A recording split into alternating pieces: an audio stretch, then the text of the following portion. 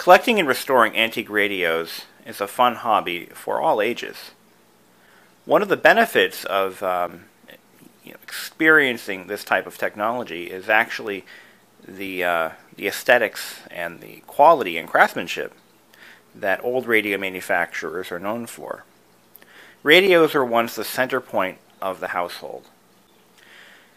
Radio programming from the time period that these sets were actually manufactured in was incredible. Families would sit around the radio listening to shows like Fibber McGee and Molly, or The Shadow, or Yours Truly, and many, many others. What if you could still do that to this day? I mean, today we turn on an old set like this and all we get is political and religious crap. Nobody wants to listen to that, unless you're, and apologies to those of you who are, religious or political. What if you could bring back some of the old radio programs of the past and enjoy them on your freshly restored or acquired antique radio? In this video, I'm going to show you how to do that, what equipment you need, and some quick pointers that I've learned along the way.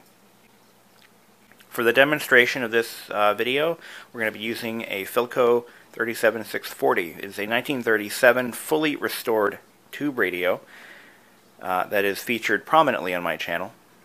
And you can learn about the history of this radio by watching some of the videos that I've made on this project. But for now, we're going to focus on how to enjoy a fully restored antique radio in a safe and easy way that is even a lesson all its own. To start, we need to create ourselves our own private AM radio station. It's a very easy thing to do. So, sit back and relax, and I'll show you how I did it. To start off with, we need an AM transmitter. This is a kit transmitter. There are many of these on the internet that you can buy. This is a Ramsey Am Transmitter Kit. These are one of the more well-known models.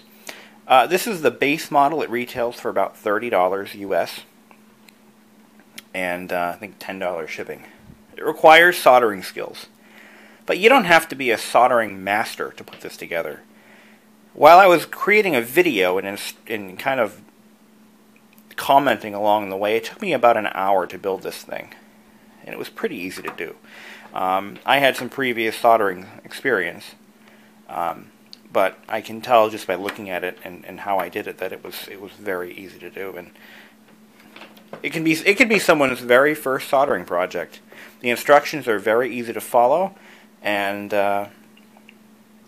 so far it seems to be pretty damn reliable. So the only thing you need to supply if you buy this kit is a power supply. This is a 12-volt DC power supply, and Ramsey actually does make one for this unit that you could buy that, no questions asked, will work.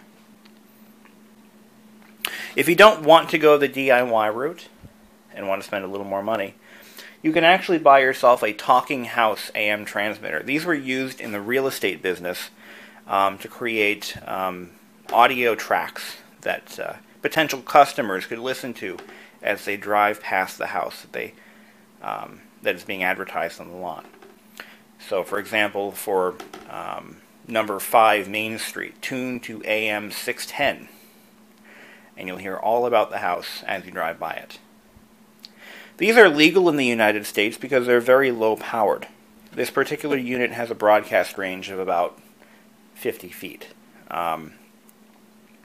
That is, of course, if it was sitting in the middle of a field. Now, because it's sitting in my house, I can only go about maybe 10 to 20 feet all around my condo. But my neighbors can certainly enjoy it if they choose to. And but in order to do this legally, it has to be tuned to a frequency that is not currently being used by a commercial radio station, or it cannot interfere with the broadcast of that radio station. As AM is starting to kind of lower in popularity, there aren't as many stations around as there used to be, but in either case, they're very easy and very legal to use.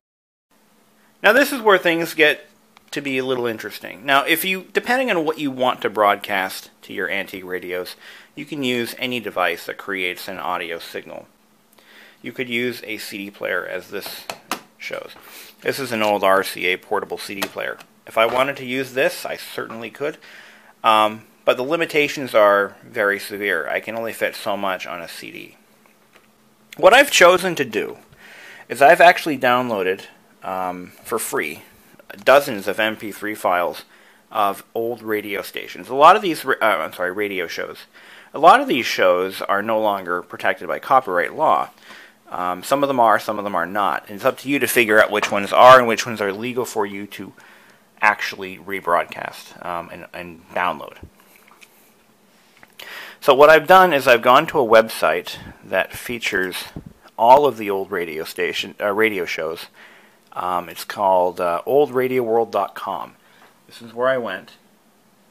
Now, as far as using a computer for this, you can pretty much use any old computer that can push out an MP3, can play an MP3 file. Any computer that can play an MP3 file can do this. You can use Winamp, for example, as your media player. I intend to move all of these radio show downloads onto something else. Eventually I will be retiring this eMac, and I won't, because it uses too much power, first of all. And I want to move everything onto a laptop. But for now, I'm using an eMac. So, what can you get on these old radio show websites? For example, we have Abbott and Costello, The Adventures of Ozzie and Harriet, The Aldrich Family, Amos and Andy. There's so many things. Comedy, drama, mystery. All of the shows that your grandparents or great-grandparents listened to. And all of the shows that your antique radio originally was used for. And like I said, you can take any old computer and do this.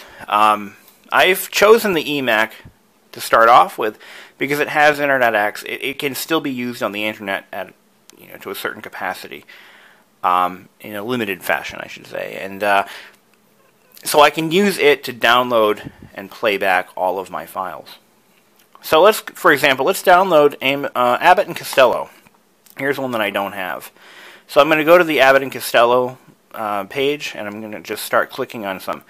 In this particular browser, if I click on a file, or click on one of these links, it starts playing it. But I want to download it, so I'm going to right-click and download linked file to my downloads directory, which is currently empty. Good.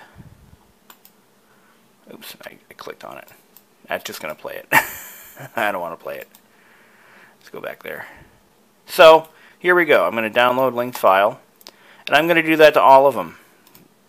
I want the whole show, all the files that are available. Unfortunately, not the entire show is available for download. Only a few episodes, dating back to the 1940s. You can also buy these. I know that there are several companies that are reselling a lot of these old shows on cassette or CD. And if they are protected by copyright law, then that has been taken care of. Once I've downloaded my shows, I'm going to import them into iTunes. If I'm using Winamp, I'm just going to throw them into a file or into a folder, sorted by show, and I'll let the media player take care of the rest. You don't need an antique radio to enjoy this, of course. I mean, as you can clearly see, I could just play these off the computer, but what would be the fun in doing that? The whole point of doing this was so that I can enjoy the antique radio experience. That is, the tubes warming up, all the heat generated by the set. Oh, it's great. The glowing dial. It's so awesome. And look at how fast they download. They're so small. 6 megs a file or so. Pretty cool. Once my files are downloaded, I'm going to just throw them into the media player that I've chosen. iTunes is fairly easy to use because it will take any media file and just move it to where it needs to put it. And the file can be later retrieved or moved if need be, just by going into the iTunes music folder. But we're going to take everything from our downloads folder. Just select all. And just drag it in to iTunes.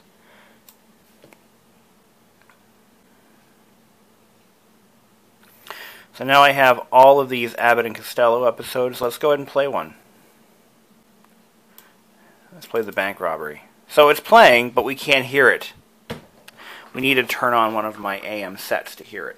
It's being sent right over to the Ramsey transmitter and is now in the air. So, let's go. So we're going to turn on our AM set and try to find Abbott and Costello as it was intended to be heard.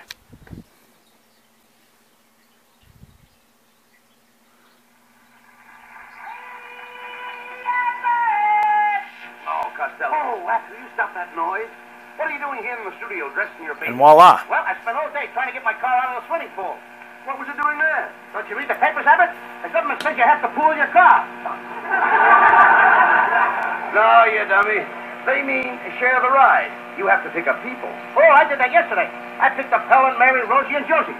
But your car holds more than that. Yeah, but now they only allow you 4 gallons a week. You can't get it. Well, never mind that, Costello. Where have you been all week?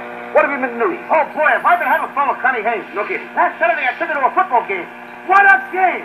What excitement! Any passes? No. Her mother was with us.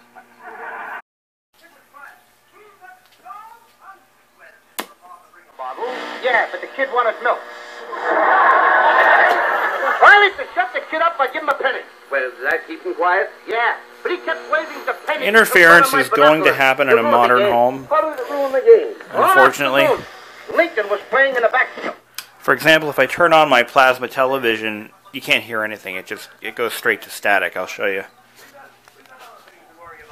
know, our announcer, Ken Niles, was complaining because he didn't have enough to do last week. Isn't that right, Ken? Yes, it is. After all, I could give the program a lift. So, it's going to happen. Not much you can do about it.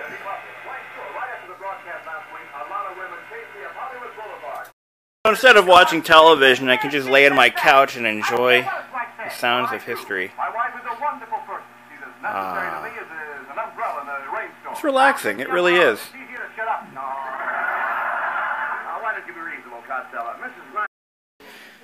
Because you don't have a remote control, you can't play, fast forward, rewind, pause. You're actually listening to these radio shows almost as they would have been broadcast originally. But if you decide you don't want that, you could certainly rig up a media player remote control. I would do like maybe a 2.4 gigahertz remote or one of those wireless ones. And you could actually control iTunes from that remote control. So if you wanted to restart an episode that you missed a part in, you can certainly do that. But those are just, some simple options that you have. Very inexpensive options. Oh yeah, in terms of antenna, I'm just using a piece of speaker wire that kind of routes up over that window. And I just have it running down over there. But I'll do something better later on. But nothing special, nothing fancy. It's pretty easy to do. Anyone can do it. So go ahead and dig out that antique radio from the closet, dig out your soldering iron, and experience life 50 years ago. Thanks for watching and have a great... Oh, and one more thing. As I go through this site, here's what I've also found. I found all of FDR's Fireside Chats. Let's see if we can pull some of those up. Oops.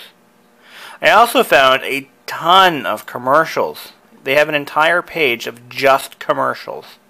Nothing else. It is the coolest thing ever. Well, I'm not seeing those. Oh, wait, maybe I didn't put them in there yet. Here we go. Here's a Fireside Chat from 1937. Let's, one that's actually as old as the radio. Here we go. At the dedication of the Bonneville Dam in September 1937, he denounces villains both domestic and foreign, American industrialists who think the people's lands are fair game for depredation, and European dictators whose public works projects aim not at saving lives, but at destroying them.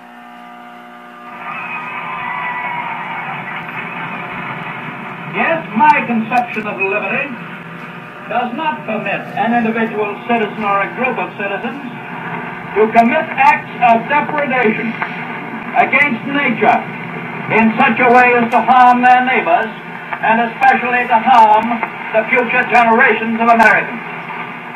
As I look on Bonneville Dam today, I cannot help the thought that instead of spending, as some nations do, half their national income in piling up armaments and more armaments for purposes of war, we in America are wiser in using our wealth on projects like this, which will give us more wealth, better living, and greater happiness for our children.